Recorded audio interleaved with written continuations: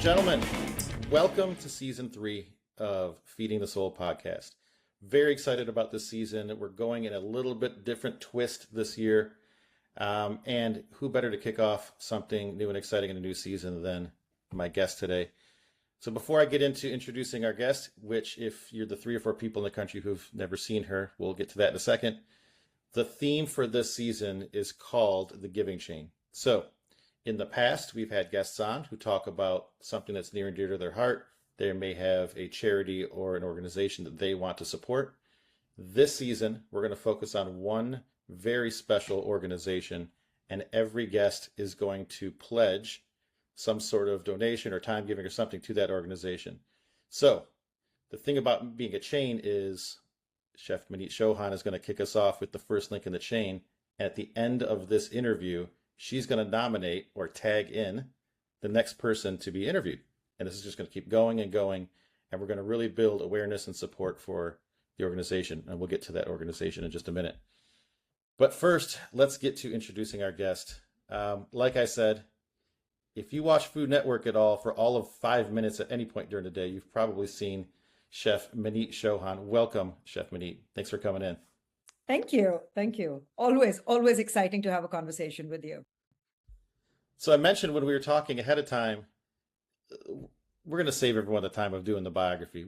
Everyone's got that down. That's Maneet 101. We've already got this. We're going to dive right into something a little bit more focused on the theme this year. So what I want to ask you is, you as a chef, people have heard the stories about the different restaurants you started and how you're sort of building this Nashville empire, but specific to giving back, and we're talking about this is the giving chain.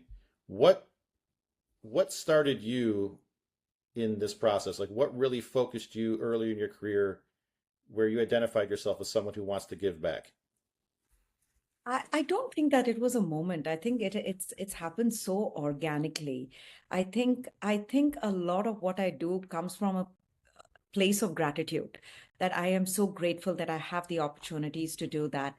And once you find yourself in that, that place, that really amazing place, it happens very organically. Like you don't think of it as oh, if I do this, it's not a transactional moment. It is a moment that you find yourself that, yes, I'm so grateful that I have this opportunity. Now, how can I just further on this opportunity to other people? And be it small acts, it doesn't need to be really big acts, right?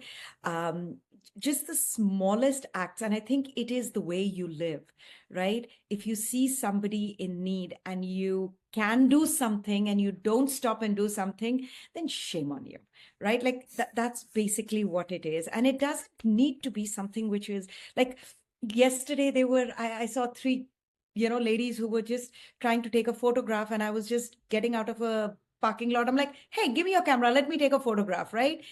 And that ended up being this lady reached out to me. She's like, I have been to your restaurants from Chicago days and I didn't recognize you. We didn't even think about it. And then we realized, and she reached out on Instagram, and I'm like, you know what? Just pass that on to the next person that you see.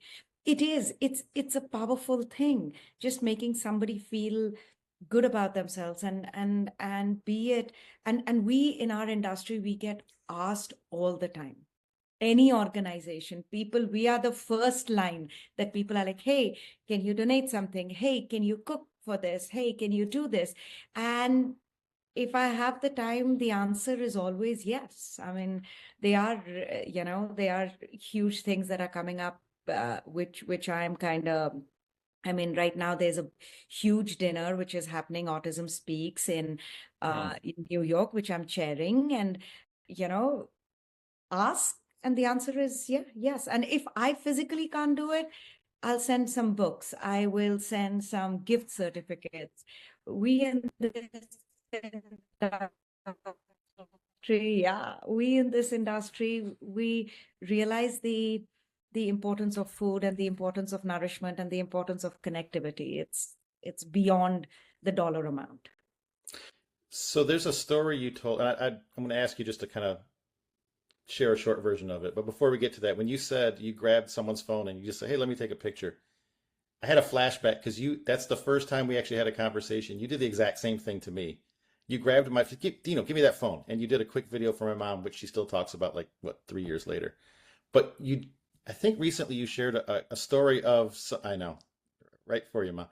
Um, you shared a story of when you were having like a travel day from hell and someone sort of made you feel that sort. Can you share that? Because if someone missed that on Instagram, I was watching that video story of that, and I'm like showing my wife, like this is like just touches the heart. So please, if you could share that. It does. And it was such a, I had come, I was in DR and I was filming something and I had a really incredible time there because you know, this is the year that I celebrate my big 50, and my pledge and my promise to myself is that each and every moment gets 500% of me, which I was talking to Cameron, who's my manager. She's like, huh, isn't that your usual? I said, no, no, no. Usually life gets 200%. This time it's going to be on steroids, right? And it was amazing because I was walking into random people's kitchens and I didn't know the language, and they were making empanadas and I'm like, can I make it with you? And they're like, yeah. Or there was bread and they were baking the most delicious bread that I've ever had with not even having electricity or gas, and it was on charcoal and it was so limited resources. And it gave me so much faith in humankind that, you know what, no matter how limited your resources are, if you have the right intention, you can still produce the most incredible stuff because you have a smile on your face, right? Like there were so many parts of the country which was so poor, but the people were so rich because they were so giving. And so that's, so I left that country like so nourished and cup so full. And we take off and we land in Miami. And recently I've had some really bad, flying experiences. And it was a long day. I was very tired. I'm sitting in, we were delayed. We boarded fine. And I'm just napping off when the flight attendants are like, oh, we're just waiting for our pilots to land from the other plane and get onto this plane. Okay. Then next, after an hour or so, they're like, oh, they redirected those pilots to some other plane. And you're like, how does this even make sense? Is that even a thing?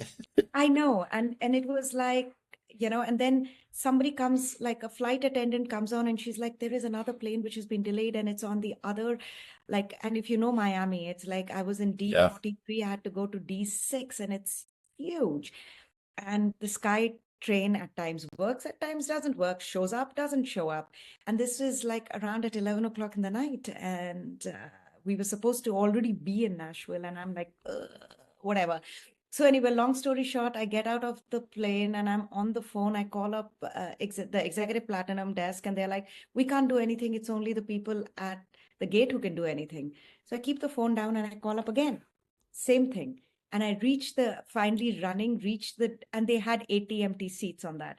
And the guy is like, no, we can't do anything. Only the people on the phone can help you. And it was just such a fulfilling moment. And I'm executive platinum, like loyalty for 15 years, like can't do anything. And then there was a really rude lady who was, checking people in. She's like, I can't leave you with all of these crazy people. And you're like, and there was this couple in front of me and they're like, chef, we are big fans. And the crazy part is this was before Sobi and there are photographs of me all over the airport, right? And I'm like, surreal moment and I'm really frustrated and I'm not trying to be mean. I'm like, please, I need to get home because I need to fly out tomorrow.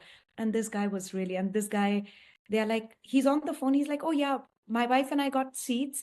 And they're like, oh yeah, we see this. Yeah, you can get on. And this guy turns, he's like, can I give my seat to her? And I literally, that was the moment that I just started crying. I'm like, I can't do this to you. You also need to get home.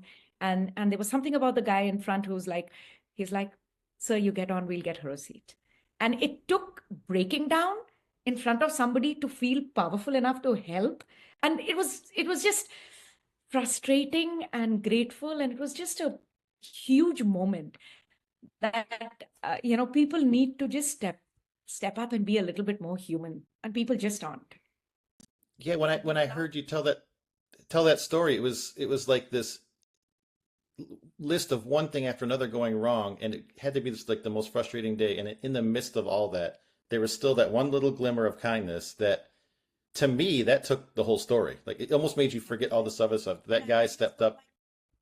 I just like, even when I landed, I'm like, thank you. And I feel like such a dork that I didn't invite him or even figured out connection. But I think that is when you realize how important connections are, Yeah. because you don't need, he offered something without expecting anything in return. On that note of just giving for giving's sake, this is the first episode of the season, so this is the only time this season where this is going to be sort of a reveal or an unveiling of our focus. So you're going to have the honors, Chef. This whole season is all about putting a focus and a spotlight on an organization that just gives for giving's sake to the people who really, really deserve it. I mean, lots of people do, but these groups that they focus on and support are, it's an incredible organization. Drum roll, I'm going to let you talk about what the organization is and why it means something to you.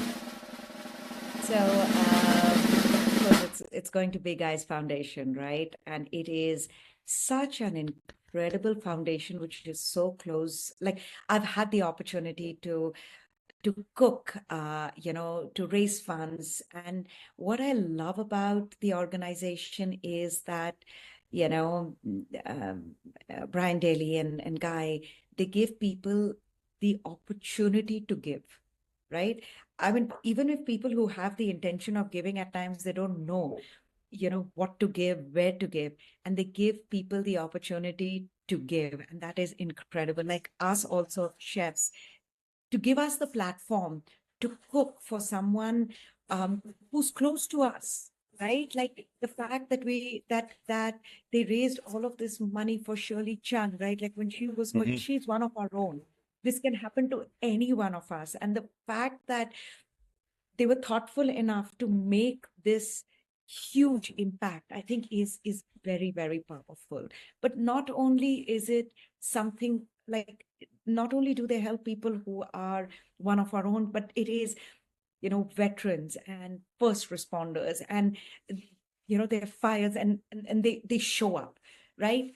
And it is humongous, that camaraderie, that feeling that, when you're in a situation when you feel so bereft that you're like, is there anybody there? And they show up. And just, it's not only about the food, it's the fact that we are standing behind you. We are there for you. That's a very, very powerful feeling. And if, and they do it through food, and it's incredible. And I don't think that there's an organization, out there who is as powerful helping people.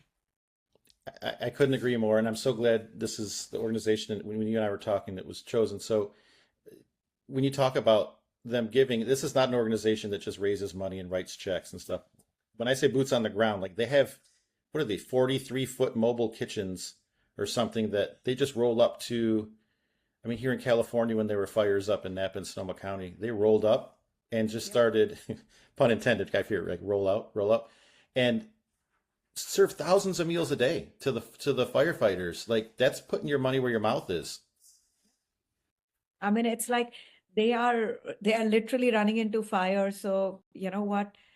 The least that the world can do is nourish them and feed them. And it's just, it's, to me, every time I see them doing something, and like we see so little of what is actually being done, like it's the tip of the iceberg. So imagine how much is actually being done by them. So yeah, so I'm like really excited about that. I am too. And you mentioned a gentleman who runs the organization, Brian Daly. First of all, shout out to you, Brian. I've met you a few times up in Sonoma County area. This is the most down to earth guy, and he doesn't just run the organization. He gets fired up about these events. Like he is invested in these things. Um, I can't remember which event it was. The first time I met him, he was so pumped about some of the surprises coming up at this one fundraiser. He's like, don't no one tell the guests. Don't. He's like just like a little kid, just pumped up about it. So not only is it someone or an organization that's doing a whole lot of good, like you just talked about, but people whose heart are really in it. Um, Yeah. so the giving chain concept for this season. We talked about the organization, the giving part. Let's lean into the chain now a little bit. This is where we just get a little bit of drama. Have you thought about who you want to nominate to be the next person to focus on the organization and do the next episode? So many. I mean, I can't even tell you the list of people that I have. Um, and you know what? I've got to tell you, I mean, there's a special shout out to all the incredible chefs in the Sonoma County. They have so Absolutely.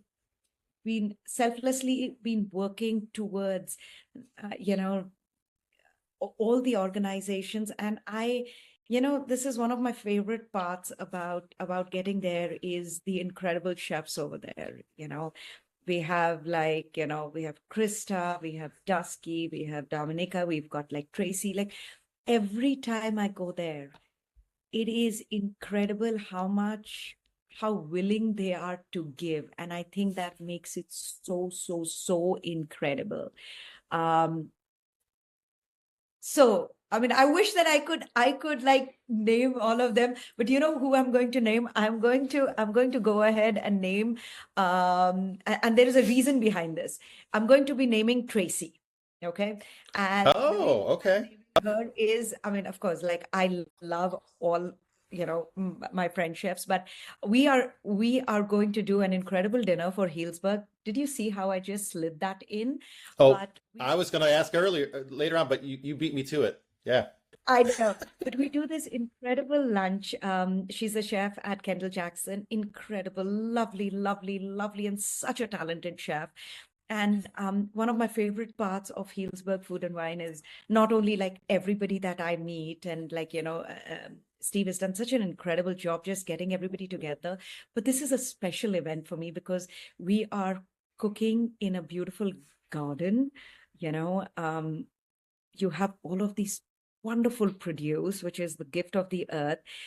But the team over there, every time I walk in, it feels like it's family. And everybody, we've been doing it, and they're so helpful. There's something nourishing.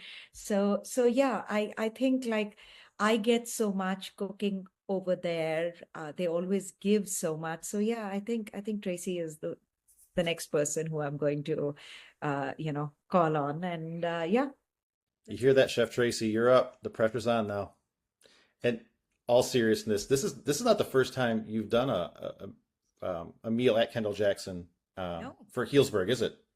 So this is I this think is a we repeat started thing. it. This is only last year was the only year that I didn't do it, but I did show up over there just because I felt like I was slacking.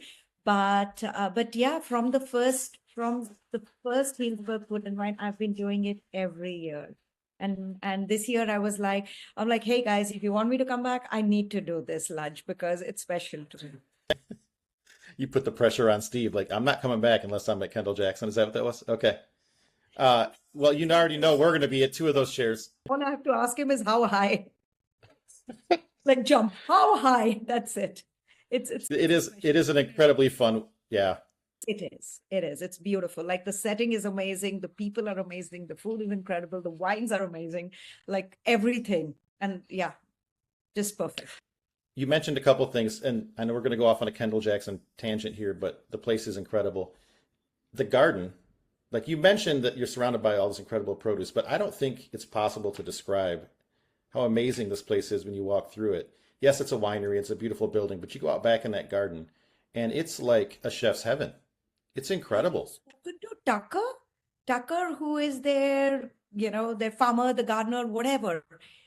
He is you talk to him and his mind, you want to just climb into his mind and figure out what's going on because the way he talks about produce, the way he talks about the land, the reverence, like he is a true steward, right? Mhm. And like the bounty that he creates, the passion with which he approaches each and every ingredient, the reverence, right? Like I know that I can now tell him that I need some fenugreek. Can you figure it out? He's going to go ahead and source the best, the seeds. Like that's why it makes it so exciting because there is his part of the reverence of what he gives us.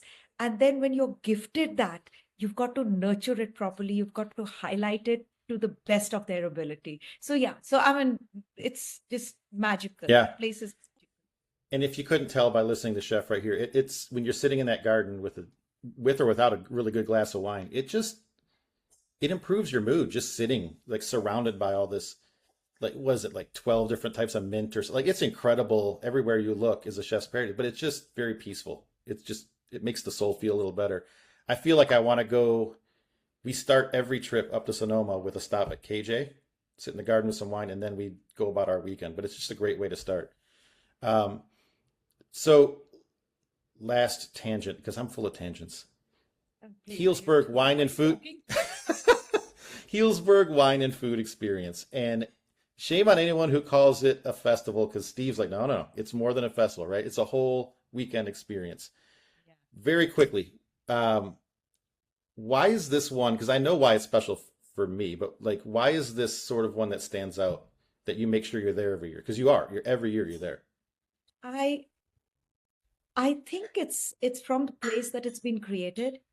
Steve has done a very incredible job at, you know, curating it in such a way that it's not about people just coming and drinking copious amounts of wine or people just coming and shoving food. It's not about that.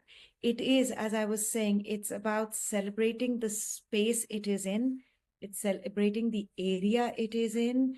It is bringing it to a national platform, if not an international platform. And it is the people who are involved in it are genuinely passionate about what they do.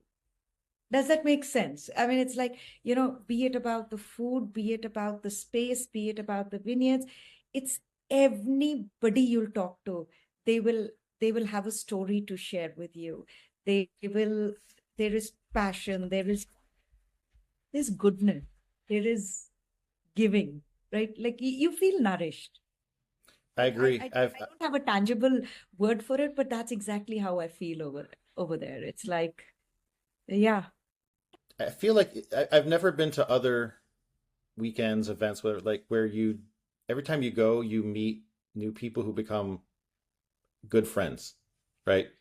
I mean, shout out to Elizabeth. Everyone knows Elizabeth, the least shy friend I have. I know. Yeah, right there for you. Um, I literally met her the first minute I was getting out of the car. We were parking at the same time. She's like, "You're Dino, aren't you?" And then next thing you know, she's our Healdsburg buddy. Rachel, shout out to Rachel and Chef Edmund who helped run it with Steve, and our new Healdsburg wino this year, Marco, who's won.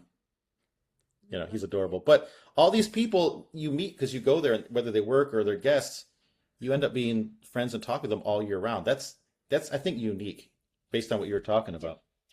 It is. There's something about it that there's something in there's something in the wine, not water, that really connects everybody. You get connected and you get connected for life. Absolutely. You can't explain it. I mean, it's even like when we met, when we were doing the Bollywood, right? I'm like, yeah, come on over, let's put a sari on. I mean, I would not do that anywhere else, right? Like I didn't know you guys, and it still was, yeah, so there's something about it that that even the people who visit are really, nice, salt of the. Well, we're very grateful because there's no way we'd have figured out how to wrap that thing without you. There's just no way.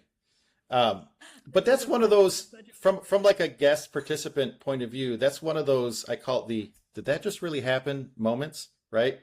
So that was that year. You mentioned Chef Dominica. The year before, that was another one of we met her at an after party, and she's like, "Hey, if you ever want to use the restaurant for your pop up." Next morning, we're like, "Did that just happen? There's no way that it happened. It's just Like, people you meet like that." that's how we connected. The first year Vivek and I, we went there. We had no idea what to expect or anticipate. And she was there. She's like, here, this is this is my Mercedes. Just use it while you're over here. And I'm like, huh? And okay, love it. I mean, it's incredible. I mean, I do attribute Healdsburg wine and food. I keep on calling it food and wine, but wine and food experience to some of some of the best lifelong friendships that I have created, and I'll have it for the rest of my life. And that is a gift that I don't take very lightly. Agreed. Agreed. There's some of that whole area. There's some people up there that, whether they're chefs or working in the wine industry, that are some of the most genuinely nice people. And Yeah. it's not an accident why people go to that area. They just keep coming back. So Yeah. we could keep going on about this, but that's the ultimate tangent. We're going to pull the train back onto the tracks. Thank you for the nomination of Chef Tracy. Chef Tracy will be talking. But every episode has to end with a lightning round. So I got new lightning round questions for you. No prep on this, just when in doubt. Remember how this works. I say it, you blurt out the first thing that hits your mind. First question. Favorite TV show or movie, and you can't explain why. Tournament of Champions season 5. I should have known. Just season 5. That's the favorite one? Second is season 2. And if you don't know what she's talking about, you're with those 3 people who've never seen it. Right. Yeah. I should have known. That's awesome. Okay. What's one dish that defines you? Chart. Okay. Okay. Why is that? This one you can't explain. Behind you. You told me not to give an explanation. I'm just kidding. So chaats are ultimate Indian street food made by street vendors. And what makes chaat absolutely amazing is the complexity of textures and flavors. There is sweet, there is tart, there is, surprise, there is crunch, there is everything that you'll take a bite and you'll be like, what just happened? In the nicest way possible, which is basically what people feel when they meet me. They're like, what just happened? In the nicest way possible. Way possible. So when you mentioned all those different aspects, when you take one bite and you find all those different dimensions, I notice every time you judge a show, it's the same thing. This has a lot of this, but it's missing something tart, or it's missing some sort of heat to it. Next lightning round question. What's one person when you were growing up that inspired you in some way? One person. There might be many, but love for food. I like it.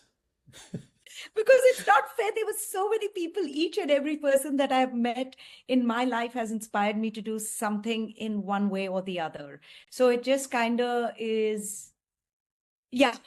You know what I'm talking about. It's like, yeah. But it's your answer. You can answer however you like. I love it. I put it in a way that I got from everyone, and then I got inspired by everyone. Fair enough. Fair enough. Last question, and I'm going to use a word in this question I think is fair considering everything you've done, your restaurants, how you've inspired people, and episodes 2 and 5. I think I'm allowed to use this word. What's one word that describes your legacy so far? Kick-ass? Is that 1 or 2? Or we could put a hyphen in there. Yeah, we can make that kick-ass. I think there's a movie called that. That's one word. Yeah. I think it's a loaded question. I think it is there are 2 aspects of it as to how others describe my legacy and how I describe mine. If I was describing mine, it would be kindness. That's all. That's what I want to be remembered for. That's all. But yeah, I mean, people who know me, they would probably call me kick-ass. Yeah. So in my notes here, I actually wrote down the word. Modest. You are the most humblest ever. Yeah, yeah. In my notes, I actually wrote down kindness was the word I wrote down for the one word. That's how I would like to be remembered. That's it. Well, you're succeeding, so that's good. All right. Any last thoughts, Chef, as far as giving about this concept? Any final shout outs? Don't ever wait to give because you think what you're giving is too small.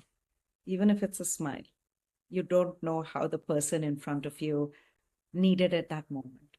So don't wait. Don't wait to give. Don't wait that when it's going to be something big, it'll be significant to give. Now, just give, even if it's a smile.